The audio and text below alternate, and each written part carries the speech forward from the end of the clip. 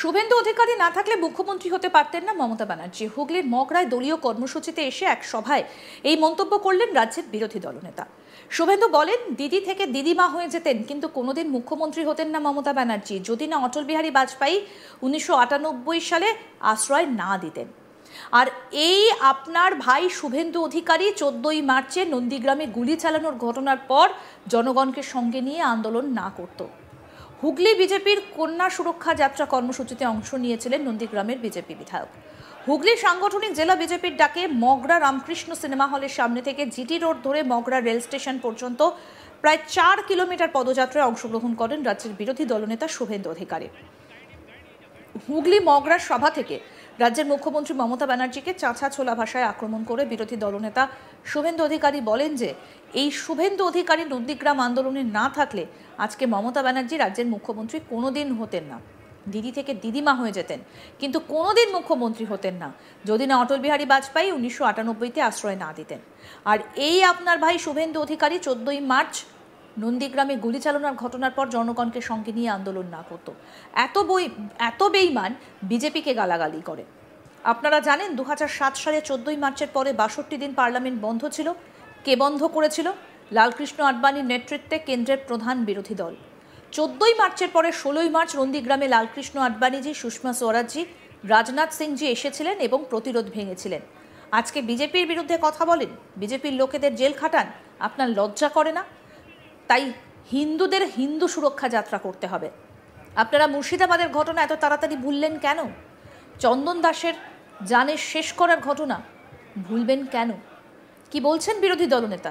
আসুন শোনাই এবার। 21 জন মুসলমান আইনসভার এমএলএ, বুঝতে পারছেন, সেদিন থেকেই মাইন্ডসেট, খাবো এখানে, রোজগার করবো এখানে, পাকা বাড়ি করবো এখানে, আর প্রয়োজন হলে পাকিস্তান জিতলে বোম ফাটাবো। 21 জন বিরুদ্ধে ভোট দিয়ে বললো না আমরা পূর্ব পাকিস্তানে যাব, আজকে বাংলাদেশ।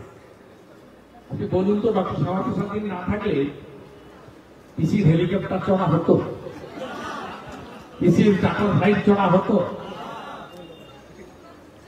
পিসির অজন্তার চটি ছেড়ে আডিডাসের দামি জুতো পরা হতো। না চটি না, তা বহুমূল্য, ব্লেড দিয়ে তুলে দেয় ভ্যানটা। আগে ধনেখালির শাড়ি দিত 400 টাকা, এখন গড়িয়াহাট থেকে শাড়ি যায় 10,000-এর কম নয়। আর ভাইপো তো ওখানে ছিলেন দিল্লিতে, হদ কাটলাম আমরা, আর কই খেলো ভাইপো। দিদি থেকে দিদিমা হতেন, কোনদিন মুখ্যমন্ত্রী হতেন না যদি না অটল বিহারী বাজপেয়ী জি আশ্রয় না দিতেন 98-তে। আর এই আপনাদের ভাই শুভেন্দু নন্দীগ্রামে জনগণকে নিয়ে লড়াইটা না করে ওই 14ই মার্চের গুলি চালানোর বিরোধিতা না করে এত বেইমান, বিজেপিকে গালাগালি করে, বিজেপির নেতাদের জেলে পড়ে। আপনি জানেন 2007-এর 14ই মার্চের পরে 62 দিন পার্লামেন্ট বন্ধ ছিল। কে বন্ধ করেছিল? লালকৃষ্ণ আডবাণীর নেতৃত্বে বিরোধী দল, প্রধান বিরোধী দল বিজেপি এনডিএ। আপনি জানেন 14ই মার্চের পরে 16ই মার্চ নন্দীগ্রামে লালকৃষ্ণ আডবাণী জি, সুষমা স্বরাজজি, রাজনাথ সিংজি তারা এসেছিলেন, এসে প্রতিরোধ ভেঙেছিলেন।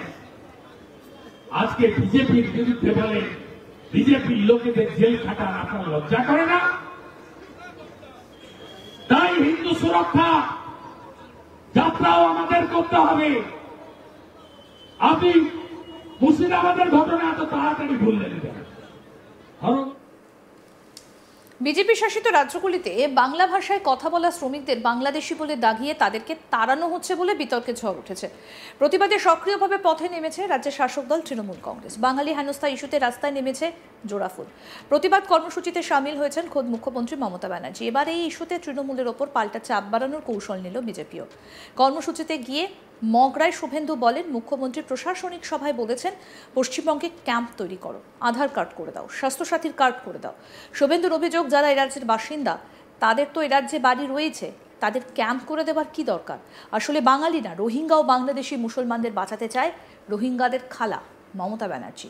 শুনবো কি বললেন এই বিষয়ে বিরোধী দলনেতা শুভেন্দু অধিকারী। হিন্দু যদি বাঁচতে চাও বিভেদ ভুলে এক হও। অনেক সন্ধ্যা হয়ে গেছে, এই লড়াই আমাদের এগিয়ে নিয়ে যেতে হবে। আজকে মুখ্যমন্ত্রী প্রশাসনিক সভায় বলেছেন, কি বলেছেন? চিফ সেক্রেটারিকে, মলয় ঘটককে আর রাজ্যসভার সদস্য সামিরুল ইসলামকে বলেছেন পশ্চিমবঙ্গে ক্যাম্প তৈরি করো।